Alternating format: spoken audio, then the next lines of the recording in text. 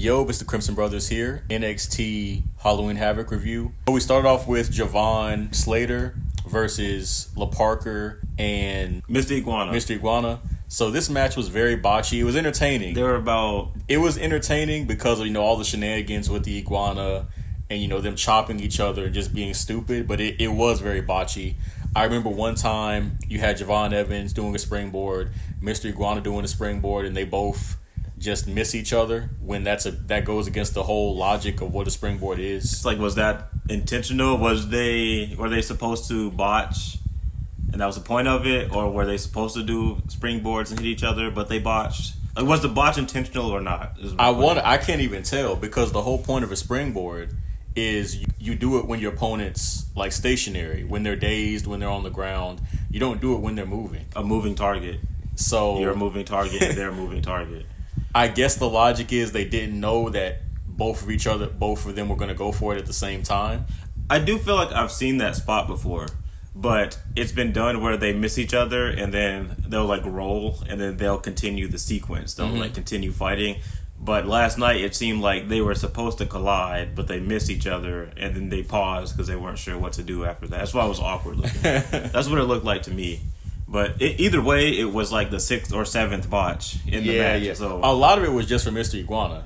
I ain't gonna lie, like Mr. Iguana took up like 70% of the botches in this match. I mean, there were botches after this botch. there were like 2 or 3 more botches after this one. So, and this was a theme for the entire night, just botches. I mean, the matches were entertaining. I didn't think any of the matches were bad, but there were a lot of botches last night. I feel like this was the bulk of them. Definitely the bulk of them. And then throughout the night, everything just piled onto this one. For instance, I didn't think there was many botches in the Blake Monroe and Zarya match. I don't think there was any botches in that one, honestly. And then there was one botch in the Ethan Page versus that Luchador. There was like one botch in that. The Hardys versus Dark State had a few botches. There were a few botches in that. There was a few in that. And regardless of if there was botches in the Trick Williams and what's his name? Ricky Saints match or not, it wasn't interesting. I fell asleep. Well, it's not their fault that I was sleeping because I was asleep before this. But I feel like the main event should keep you awake. You should be wanting to watch the main event. If you don't care about the main event and you just fall asleep, like that's I didn't really care about it either. I don't like this. I'm kind of with you. I don't like hate Ricky Saints. I just kind of think he's a mid-carder. I think there's a place for him in this company. I just don't think he's a main event guy to be carrying the whole brand. He's just too small. It's not believable. I don't even think he's a bad promo. But again, he just, like you said, he gives off theater kid vibes. It's just not the most believable wrestler in the world. And the fact that he's beating Trick Williams and Obafemi from DDTs is just outrageous. I mean, that's a slap in the face. I think he's a bad promo. I don't think there's anything exciting. He hasn't said anything on the mic that has moved me emotionally, one way or the other. Like, I'll say this, there's like passion behind it. I see like a passion and enthusiasm in his promos, but there's nothing he says specifically that moves me. And it's not believable. I feel like he's passionate because he's in WWE. He's trying to move up the card to the main roster, but that doesn't mean anything. I mean, it's similar to a Cody Rhodes promo in a sense. Like, he'll get all passionate, but he's saying nothing. Enough! It's honestly, it's a worse Cody Rhodes. That's perfect. It's a way worse Cody Rhodes. So, but basically his whole thing is like, I failed the first time getting here, but I didn't give up. And it really is another underdog gimmick when you think about it. It's Cody Rhodes. So like, I failed the first time get here, but I'm here now. I want to carry NXT. That's the whole character. It's everybody's character at NXT. Pretty much. They're the underdog. People didn't believe in them. They're here fighting for their family. But with him, it's more on the nose. Like, he makes it his whole thing. But besides this, I did think it was a good show. And on a larger note, I want to say, and I'm going to put this in the title, this is a perfect example of why NXT generally is better than AEW. The ratings prove it. The shows prove it. PLEs prove it. And I saw you in the comments. I know AEW shows are not called PLEs. Nobody cares. Nobody cares what the show is called. Listen. No, I'm going to take a victory lap here because people called me a hater for the AEW video.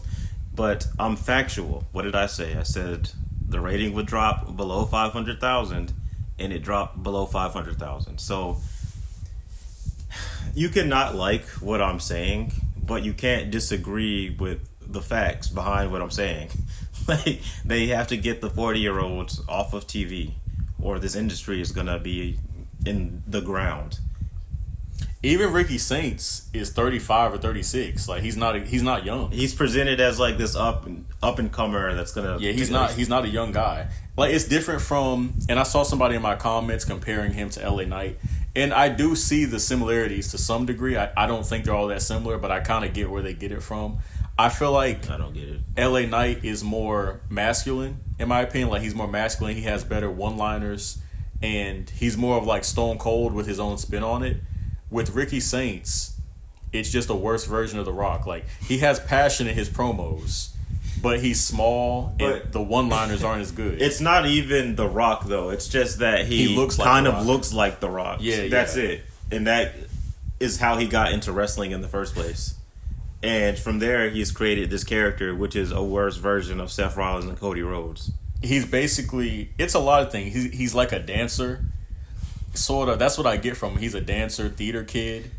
You know, that little hand gesture he does, and he's supposed to be like this smooth dancer, theater guy. But I can't really take that serious as a wrestling character, at least as a top guy. Like LA Knight, his character, it's presented more serious. Like, he's this masculine, like, oh, I'm going to take you down. You know, and he's actually believable. He has a believable physique, size. I could believe him beating Obafemi. I mean, it's still, in reality, you know, Obafemi would kill him. I don't know about that. Well, maybe not. I think maybe I don't know about in reality, but if they fought 100 times, but in wrestling, I can suspend my disbelief that LA Knight could beat Obafemi. But there's no way I can suspend my disbelief that Ricky Saints could beat Ricky or Trick Williams. There's no way. Especially not with a DDT.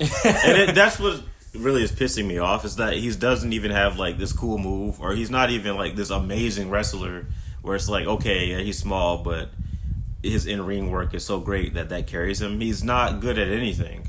I mean, he's a decent wrestler, but it's nothing amazing. Like, I can say Johnny Gargano he's genuinely a great wrestler. Johnny Gargano, Ciampa, they are great wrestlers. There's just nothing else to them. But I wouldn't even say Ricky Saints. That's what I'm saying. Is an amazing He's not wrestler. even a great wrestler. Yeah. He's not a good promo. He only just looks kind of like The Rock. That's his whole thing. That's it.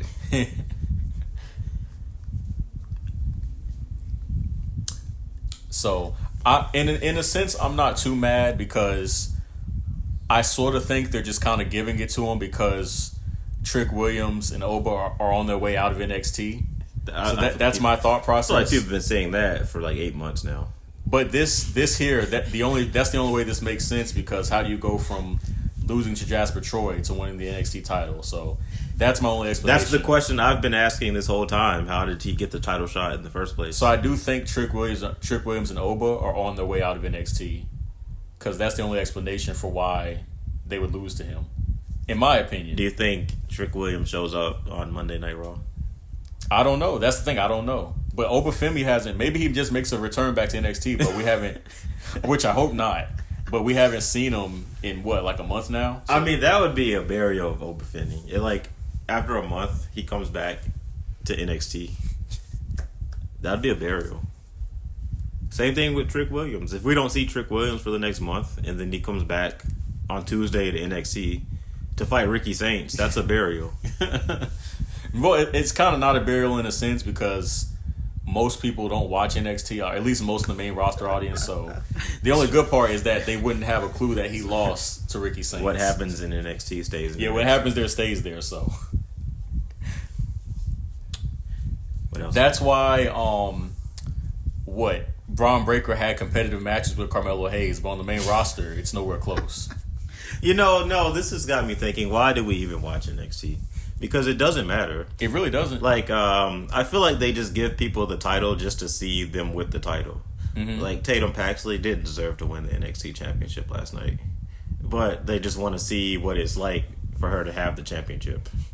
Kind of like a test run. Yeah, it's just a test run. That's why everybody gets the NXT Championship or the North American Championship. They just cycle the championships through these people just to test like who pops a rating, who doesn't pop. I swear to God, like they'll probably take the title off of Ricky Saints soon. I mean, the ratings are terrible for NXT relative to where they were when Trick Williams was. So why? That's another thing. They were better off giving the title to Mike Santana. They were better. You're probably right. Because at least there was a storyline. He was already fighting for the TNA and NXT title before. With Ricky Saints, it just came out of nowhere. Out of nowhere. Literally out of nowhere. They were better off giving it to Mike Santana or to Joe Hendry. I'm surprised they didn't give it to Joe Hendry. Which I know they're technically, well, Joe Hendry is TNA, I mean NXT now, but I know they're both TNA guys really, but they've been presented more strongly prior to this point than Ricky Saints. I'm actually surprised. I don't understand how he's got this title. This is an AEW guy coming over. He was buried in AEW. It's not like he was a star in AEW. He wasn't he just looks kind of like The Rock. This guy, how much money has this guy made just from kind of resembling The Rock? That is crazy. Seriously. That's what his entire wrestling career is built off of. He kind of looks like The Rock. He's probably made $1 million. Hey, looks in wrestling are important. Like we always, I mean, this is in a bad way. But like has there ever been a person less deserving of where they are? He's not even a Nepto baby. It's not even like his dad was this great wrestler. It's like you said, he looks like The Rock and he's friends with Cody Rhodes. That's essentially why. It's like the bare minimum, the absolute bare minimum from any wrestler ever. He doesn't have a cool entrance song. He doesn't have a catchphrase. He's not great on the mic. He's not great in ring. He has a bad physique, honest. Like, he's like the Adam Cole type. Yeah, he's not Jack Perry type. He's not like fat muscular, or anything, but no. Yeah, he's just it's just skinny and small. He looks like a middle school science teacher. He's just small. I can at least say with Finn Balor, and even people would say he's small, which I agree. But he's small, but you can still tell he's like ripped. Like he still looks ripped. Yeah, ripped and he's like 50. Yeah. And also Finn Balor's moveset, he does the where he jumps on you. Mm-hmm. He does a bunch of cool stuff. Ricky Saints doesn't do anything cool. Yeah, Finn Balor, at least that's why I can understand when they made him Universal Champion and stuff, because he does have cool moves. What am I missing? His finisher move is a DDT. It's like 3 DDTs. It's not even a cool DDT where he like lifts your arm or like Drew McIntyre's DDT. It's just a DDT. And I was saying too, it would be one thing if he was 200, 300 pounds and doing the DDT. Then it would look powerful, it would look vicious. But you're seeing this small 170 pound dude doing a DDT on a 300 pound man, and I'm supposed to believe that takes him out. Come on now. But besides that, we've gone on too long just burying Ricky Saints. I think we haven't gone on long enough there, because there's never been a wrestler less deserving than Ricky Saints, man. Like even Cody Rhodes. Let's say you don't believe nepotism should be a thing. Fine. Okay, Cody Rhodes can still put on good matches. He does kind of look the part. When he was feuding with Roman Reigns, it was believable that he could have beaten Roman Reigns. Like, again, if they're gonna have 100 matches, Cody would win at least 5 of them. Mm-hmm. Like, so it's believable. I could feasibly believe. I don't think it's crazy that Cody would beat up Roman Reigns in real life. Like, I'm not saying he would, but it's a believable thing that he could. That's what I'm saying. Like, if you had them fight 100 times, I wouldn't get mad if someone say he'd win 40 times. I don't know about that. But he would win at least 5 of them. I would bet that he would win at least 5 of those fights. So it's believable in the context of a professional wrestling match. But there's no way Ricky Saints would be Oba Femi. It's never going to happen. In 0 out of 100, 0 out of 1,000 times would Ricky Saints be Oba Femi. I don't think there's ever been a clearer example of somebody that wrestling fans need to bully out of wrestling. I wouldn't go that far. I don't think he's that bad. I just don't think. How was he the NXT champion? How are they booing Josh Briggs out of the building? Josh Briggs isn't at the top of the card. He's not all over the show. Mm-hmm. Josh Briggs, at least over 6 feet. I mean, he's there's something there with Josh. There's nothing with Ricky Saints. Mm-hmm. He just kind of looks like This is insane. This is actually insane. The more that I think. I'm a little less against him than you are. I just don't think he should be a main eventer. But I don't think he's fundamentally a bad wrestler. I just think he should be a mid-carder. That's where I'm at. I just don't think he should be holding the NXT title. Or if he gets to the main roster, I don't think he should be holding a world title. I just think if people have backlash to Jey Uso, you have to have backlash to Ricky. It's like it's the same person. I will say with Ricky Saints, again, personally, I don't find him that entertaining. But with Jey Uso, you can at least say Ricky Saints is a better wrestler than Jey Uso. I do think he is a better promo. With Jey Uso, but Jey Uso does look more believable. I guess he does kind of have a more like infectious dress style, and of course that he eats. That's kind of it. But I could understand somebody liking Ricky Saints but not liking Jey Uso. I would rather watch a Jey Uso match. Me too personally. Listen to Jey Uso cut a promo because I know the promo will be short. At least it'll be funny. Like I can at least laugh at Jey Uso promos though. Which is why we watch this TV show anyway, to be entertained. Not to be lectured. Not to be told by these people how bad they want to be. Like, nobody cares. We want to be entertained. It's we got to talk about this stuff. If we're going to save wrestling, we have to get these people that suck out of wrestling. NXT's lost like over 100,000 viewers since he's become the champion. Why would we not say anything? Mm-hmm. Why are we not supposed to bring it up that since he's become the champion, the viewership is tanked? People have lost. I'd like to bring up too that this guy in 2012 in a segment was being choked out and bullied by Ryback. Ryback was a big deal that's my point. In kayfabe, 12 years ago he was being bullied by Ryback, and now he's the NXT champion. How does that work? And I know lots of wrestlers before they got big, they were security guards and stuff. But this guy was in a segment literally being bullied.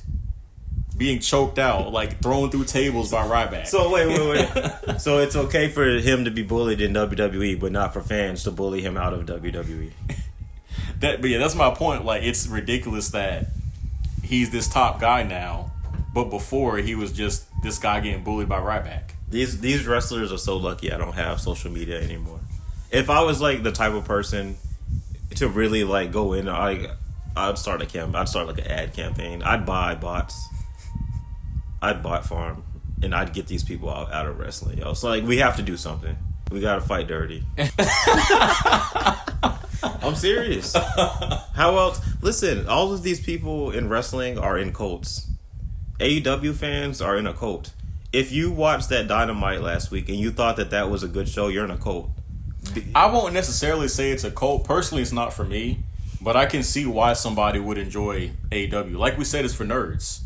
It's for wrestling nerds. So we see why, if you're into 5-star matches, if you're into all the crazy moves and spots and all the near falls, you're gonna love AEW pay-per-views. Like, if you're into that, you're into that. See, but I think that you can do that and appeal to the mainstream audience. You can do nerdy stuff and still be mainstream and still appeal to a casual fan. You don't just have to do the nerdy stuff. Oh yeah, I agree. I'm just saying, with those fans, maybe some people they really do enjoy it, and I can't, more power to them, but they definitely should appeal to more people outside of that fan base. Because here's the problem: if WWE becomes a monopoly, it's over. Mm-hmm. It's all over. The sport that we love, you can kiss it goodbye, and it basically is a monopoly. Even now, it kind of is a monopoly. And look what we are. And it sucks. Yeah, so we need AEW to be good. And the way that they become good is very simple. You get the 40-year-olds off of TV. You put 20 and 30-year-olds on TV and give them interesting stories. That's it. That's all we have to do to save wrestling. The first company that realizes that will blow the other company out of the water. But both of these companies are stuck in cults where we're worshiping people like Roderick Strong and CM Punk. they're 20 years past their prime. That's why it's a cult. It's a cult. I don't know any other way to classify it. Who worships Roderick Strong? I'm sure there. Why else is right? So why is he on TV? Right. My point exactly. So how does I can at least understand CM Punk for the nostalgia, which I think that's what he's riding off. Obviously, I don't think CM Punk's ever gonna. He's at this rate where he's never gonna be disliked or people are gonna. How the hell is Roderick Strong on TV at 42? What has Roderick Strong done in the wrestling industry? What about that guy that pinned Joe Hendry on TNA? Right. Eric Young? Eric Young. Yeah. Why is he still there? And matter of fact, in beating Joe Hendry clean, what are they thinking? Seriously, why would you? What are these companies smoking? Because that basically is their biggest star, Joe Hendry. So why would you have him lose to an old jobber? So overall, what did you think about Halloween Havoc if you had to rate it? I would rate it a 6.5. I think I'll give it a nice 7. 7. It wasn't amazing, but there was some stuff I could look forward to. I was saying this during the show. It reminded me of a 2010s WWE PLE. Yeah. It had that kind of vibe to it because I feel like a lot of their PLEs were like this. They weren't amazing, but there was always something you could enjoy or look forward to. Like I remember in 2014 SummerSlam, I wasn't even watching the product at the time, and casually I can get into whatever's happening, like Undertaker versus Lesnar, or Cena versus Rollins. Just casual stuff you can get into even if you're not watching. So that's what it felt like to me. I did enjoy it.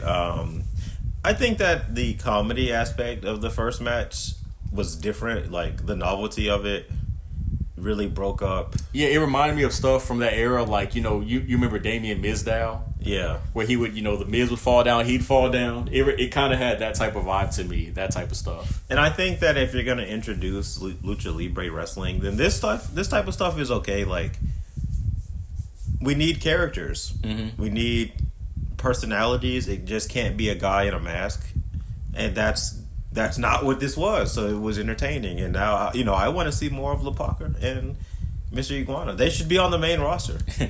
These 4 people should be on the main roster. Like on Monday, they should do this match again on Raw. Yeah, so I'd say a 6.5 overall. I did enjoy the show.